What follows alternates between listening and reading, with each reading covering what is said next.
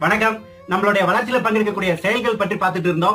ஆனா இப்ப அந்த செயல்கள்ல பங்கெடுக்கக்கூடிய சில விஷயங்கள் லாஸ்ட் வீடியோல என்னென்னு பார்த்திருந்தோம். அதுல ஃபர்ஸ்ட் ஒன் ப்ரோக்ராஸ்டினேஷன், அதாவது தள்ளி போடுதல். அதை பத்தி தான் இந்த வீடியோல பார்க்கலாம்னு இருக்கோம்.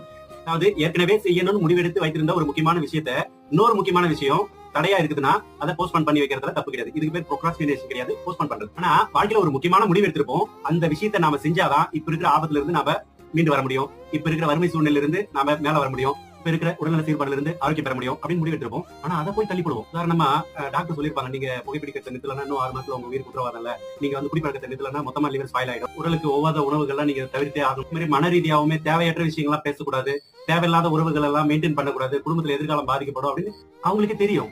ஆனா அதை ஃபாலோ பண்ண மாட்டாங்க, தள்ளி தள்ளி போட்டுட்டே இருப்பாங்க. என்னைக்காவது ஒரு நாள் ஸ்டாப் பண்ணணும்னு நினைச்சுக்கிட்டே ஸ்டாப் பண்ணாமே கடைசி வரைக்கும் உங்க உயிருக்கு உழ வச்சுக்கிறது மட்டும் இல்லாம சுத்தி இருக்கிறவங்களோட உயிருக்கு உழ வச்சிருவாங்க. தீர்வு என்ன? கொஞ்சம் கொஞ்சமா உங்களோட தேவைகளை நோக்கி கவனம் செலுத்தி மீண்டு வருவதுதான்.